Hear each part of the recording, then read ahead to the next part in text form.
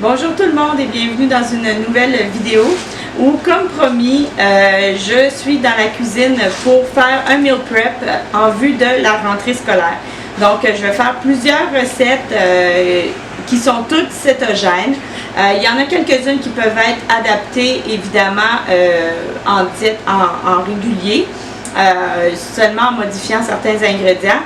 Mais il y en a d'autres que c'est vraiment cétogène, mais c'est aussi du sans gluten. Donc, si vous n'êtes pas en céto, mais que vous êtes en diète sans gluten, ça peut faire l'affaire aussi parce qu'il n'y a aucun gluten dans les ingrédients que je vais vous donner. Donc, on va commencer tout de suite parce qu'on a beaucoup de choses à faire. La rentrée est à nos portes. Puis on veut remplir notre congélateur, remplir notre frigo de plats préparés pour que si on est dans le rush un soir, pour rendre aussi nos matins beaucoup plus faciles. Donc, on commence ça tout de suite. Donc, la première recette que je vais faire, c'est une recette c'est une recette de base qui peut nous servir pour faire des crêpes, des pancakes, ou des gaufres, ou encore le pain 90 secondes et même une recette de pain ordinaire de cétogène. Donc, je vais toutes vous mettre les recettes que vous pouvez faire avec cette simple recette de base-là. Et ça facilite la vie parce qu'on a juste à prendre une mesure de notre mélange et rajouter les ingrédients liquides et on est bon à partir. Donc, c'est un mélange, moi j'appelle ça ma farine tout usage. Donc là, je vais remplir mon contenant ici. C'est sûr que je vais faire une grosse batch. J'ai multiplié dans le fond ma recette par 8. Donc, ça va me prendre 8 tasses de farine d'amande, 2 tiers de tasse de farine de coco et 2 cuillères à soupe de poudre à pâte. Donc, je vais tout mélanger ça là-dedans. Et après ça fait mon mélange de base que je peux faire d'autres recettes que je vais vous montrer.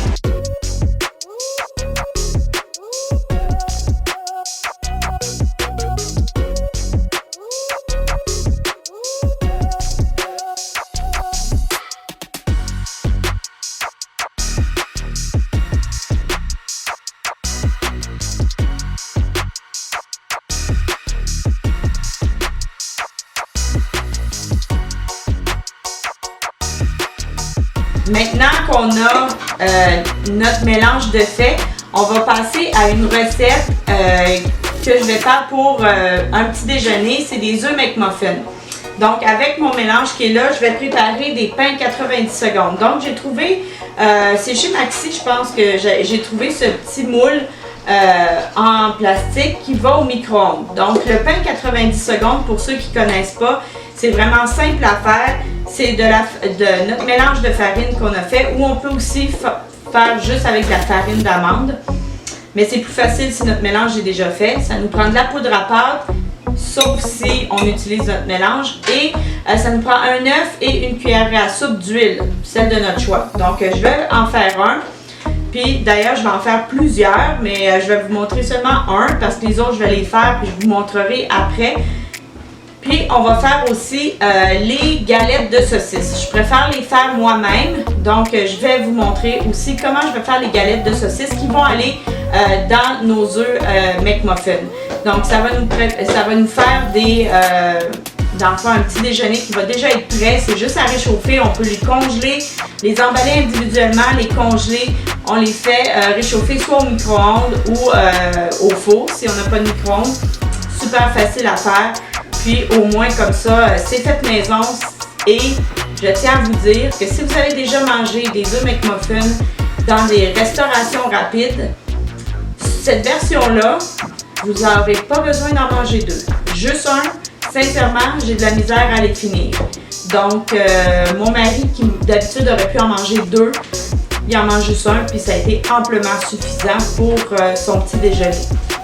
Donc, super nourrissant. Et ça nous tient longtemps. Donc, je vous montre tout de suite la recette. Recette super facile.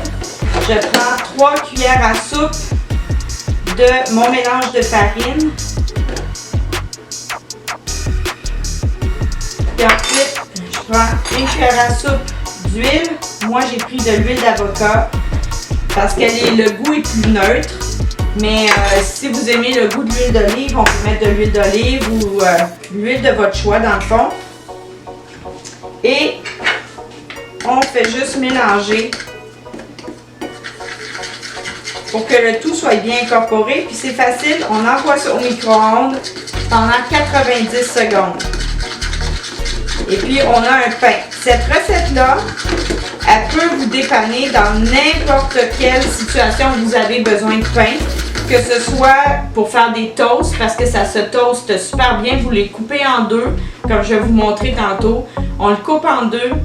On peut le mettre au toaster et puis mettre avec du beurre d'arachide, du beurre d'amande, une confiture keto, n'importe quoi que vous aimez, vous pouvez le faire. Vous pouvez faire des sandwichs avec ce petit pain-là. Vous pouvez faire des pains hamburgers si vous n'avez pas le temps de faire des pains plus fancy.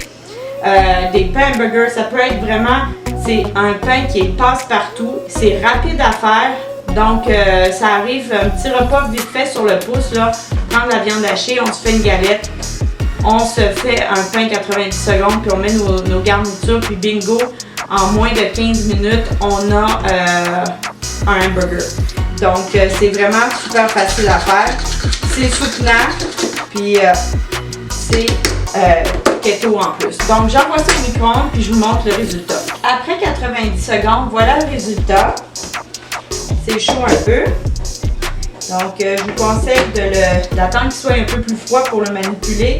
Là, on le coupe un peu comme un bagel. On vient le couper en deux.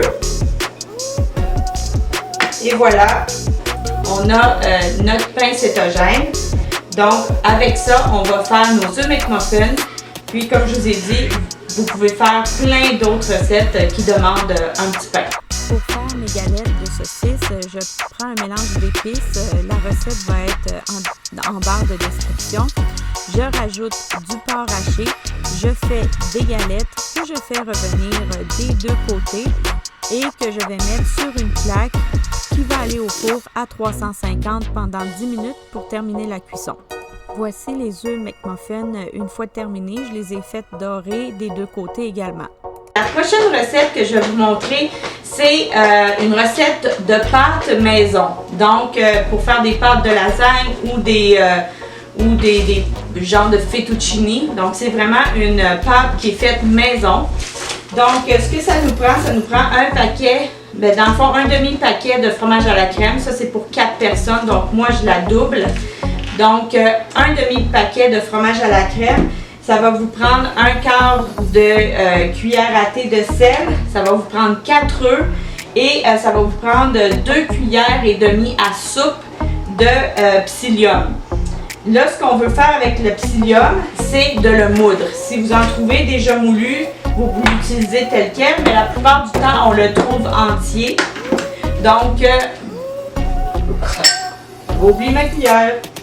Donc, ce qu'on va faire, c'est que pour le moudre, on le met dans un moulin à café. Donc, moi, mon moulin à café, il sert vraiment juste pour moudre mes graines, comme par exemple mes graines de chia ou les graines de lin, le psyllium ou encore des épices. Moi, c'est à ça qu'il sert. Donc, je vais prendre, moi, je vais en prendre 5 parce que je double la recette. 4 et 5.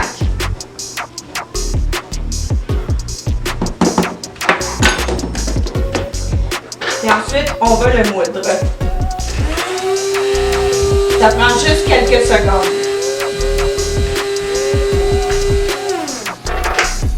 Donc, c'est plus fin. Donc, là, ce que ça va vous prendre, c'est soit un robot ou un blender. Donc, ce qu'on vient mettre, c'est qu'on vient mettre nos œufs et notre fromage à la crème. Dans le fond, on met tous nos ingrédients dans le blender.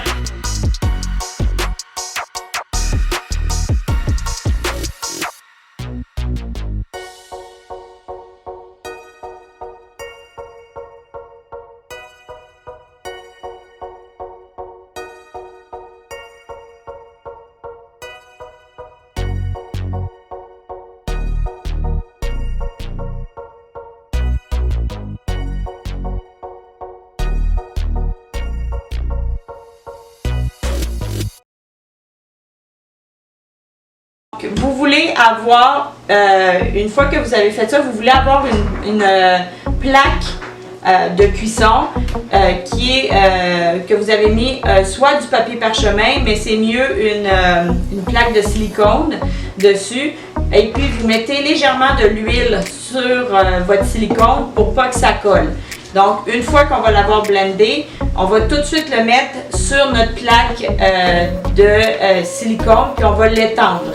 Donc mon mélange est fait, j'ai ma plaque avec mes silicones dessus et là on vient l'étendre relativement rapidement parce que à cause du psyllium ça va épaissir puis on ne veut pas être pris avec quelque chose de super épais qu'on n'est pas capable d'étaler.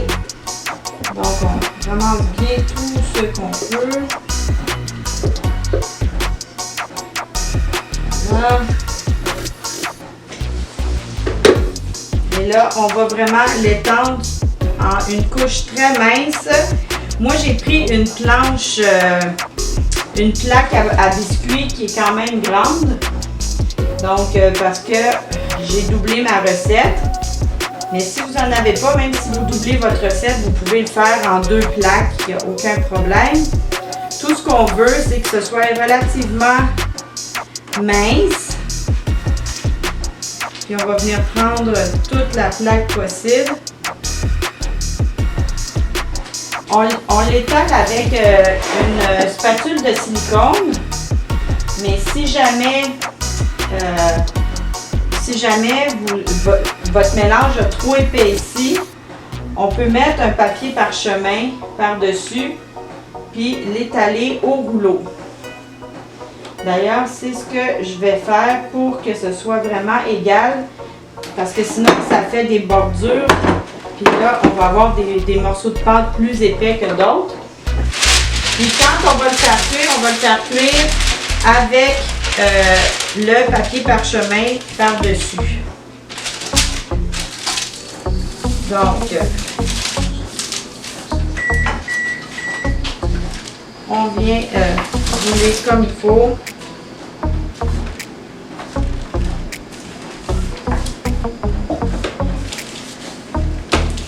Voilà. Là, on va aller mettre ça au four à 300 Fahrenheit entre 10 et 12 minutes. Il faut que notre mélange soit ferme, mais on ne veut pas qu'il devienne brun.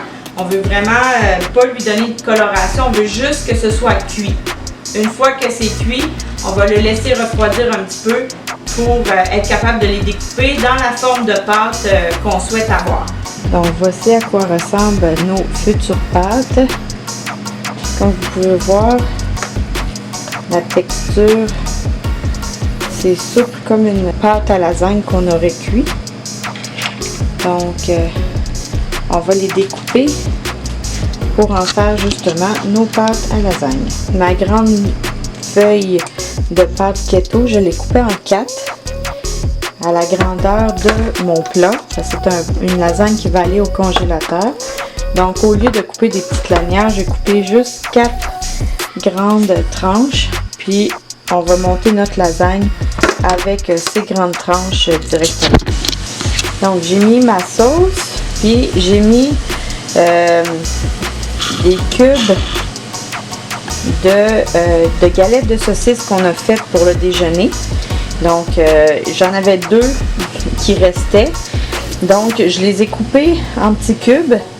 Puis, ça me fait un étage de garniture pour ma lasagne. Ici, j'ai fait revenir, j'avais des bêtes de mon jardin. Donc, je les ai fait revenir dans de l'huile avec du sel, du poivre. J'ai mis une autre couche de sauce. Je vais rajouter mes bêtes. Ça fait dans le fond comme des épinards. On les étale un peu partout. Puis après ça, je vais rajouter une autre rangée. Puis là, j'ai mis mon autre couche de pâte. Puis je vais mettre du fromage. Puis après, je vais mettre ma dernière couche de pâte et mon fromage à gratiner. J'utilise ce fromage-là. C'est vraiment notre préféré. en fromage vegan, c'est cette marque-là. Il est d'ailleurs moins cher que les autres, puis il est vraiment bon, puis il gratine vraiment bien en plus. Donc c'est ce qui se rapproche le plus d'un fromage de vache au niveau de la texture. Donc voilà, donc il ne reste plus qu'à l'emballer dans du papier d'aluminium. J'ai fait cuire une grosse batch de viande hachée que j'ai fait revenir. Là-dedans, il y a 5 kilos à peu près. Donc là, avec ça, on va faire plusieurs plats. Donc, une que je suis en train de faire, c'est une recette de casserole egg roll. Donc, c'est avec du chou, 2 carottes, des oignons verts, de la viande hachée et de la sauce soya. Sauf que moi, je prends de la sauce tamari. Voilà ma casserole d'egg roll.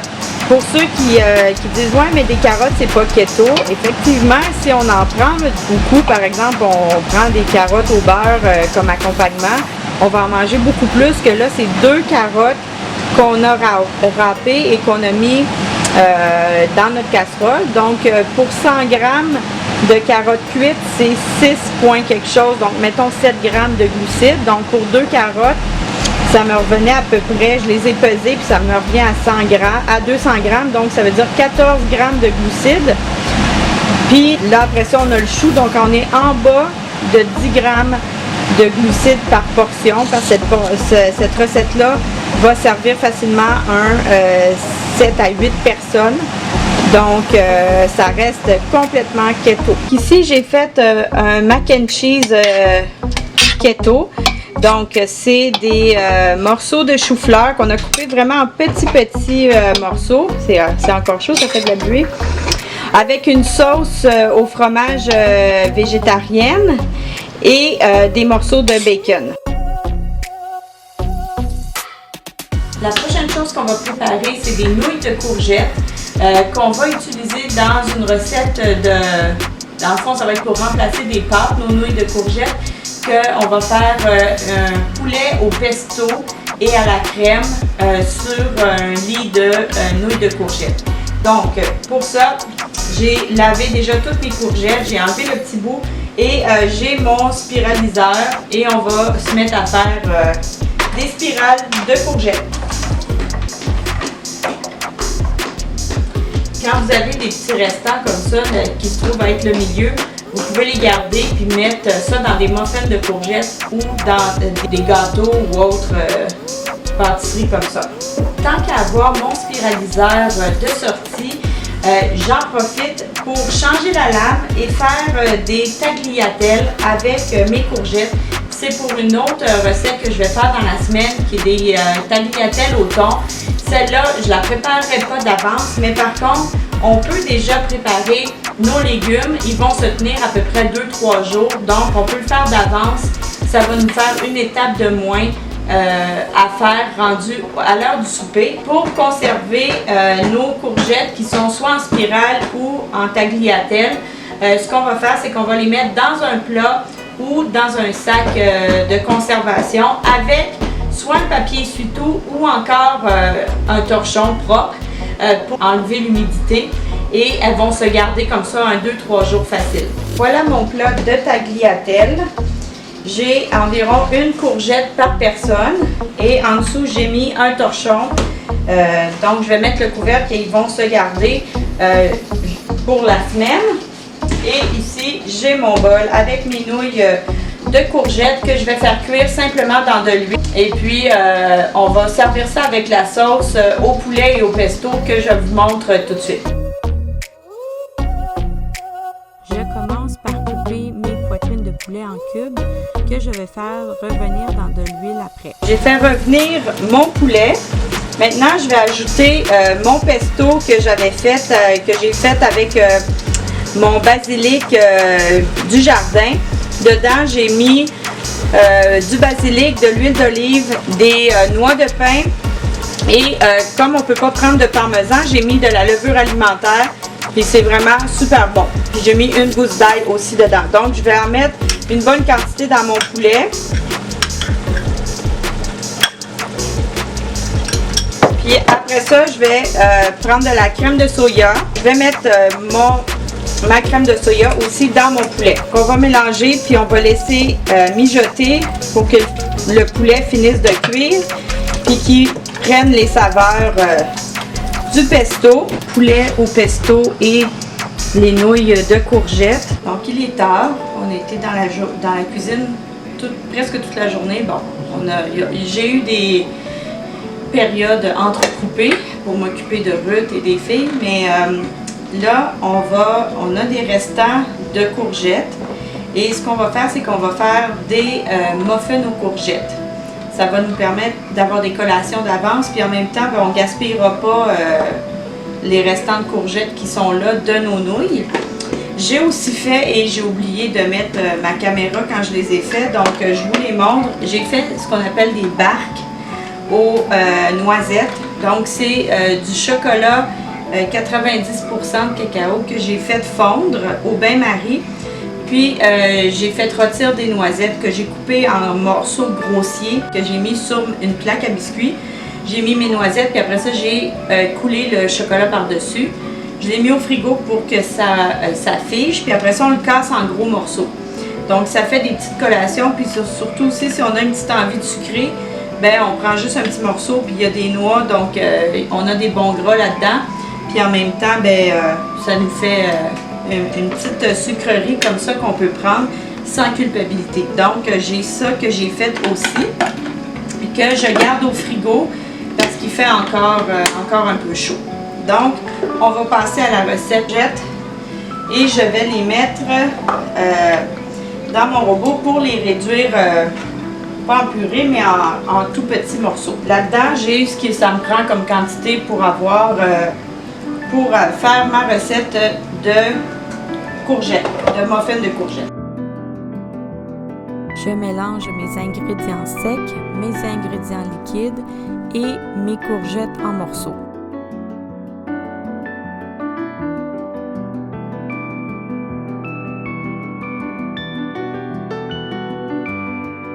La recette nous a donné 22 mini-muffins et 24 muffins réguliers. Il est 10h40, donc 11h moins 20. On a finalement fini notre journée de meal prep. Donc, en résumé, on a fait une quarantaine de galettes de saucisses déjeuner. On a fait des œufs McMuffin avec ces galettes. On a fait une lasagne avec les pâtes de lasagne. Donc, on a fait et les pâtes et la lasagne. On a fait une farine multi-usage qu'on va pouvoir utiliser pour faire des crêpes, des pains 90 secondes, qu'on va pouvoir utiliser aussi pour faire des gaufres. On aura juste à mettre nos garnitures qu'on veut. On a fait aussi 24 muffins aux courgettes et 22 mini muffins aux courgettes avec les restants de nos courgettes qui ont servi à faire les nouilles de courgettes et les tagliatelles de courgettes pour deux plats différents. On a fait un poulet au pesto et à la crème qu'on a servi sur les nouilles de courgettes. On a fait deux casseroles d'automne au poulet et à la courge. La vidéo de la recette est en lien ici parce que je l'avais filmé dans une autre vidéo. Donc on en a fait deux comme ça et on a fait des barques aux noisettes et au chocolat noir. Donc je pense qu'on a bien travaillé. Avec ça, ça va nous permettre d'avoir des déjeuners rapides. Donc on a deux sortes de déjeuners rapides, on a deux sortes de collations, donc les barques plus les mini muffins. Les gros muffins vont servir à faire des déjeuners. Donc avec 24, c'est deux déjeuners pour ma famille, plus les œufs McMuffin. Donc plus on a un plat, trois plats au congélateur qui sont prêts à être utilisé pour les soirées un peu plus rock'n'roll. On remplit tranquillement le congélateur pour que la rentrée puisse se passer en douceur. Ayez pas peur de vous lancer dans le meal prep, c'est faisable même en keto. Donc, surtout quand on est en cétogène, c'est vraiment important d'être capable d'avoir des choses rapides pour les journées où on n'a pas le temps, où ça ne nous tente pas. C'est vraiment la clé du succès de la diète cétogène. Donc, sur ce, je vous souhaite une bonne nuit parce que moi, je m'en vais me coucher. On se revoit dans une prochaine vidéo. Bye bye!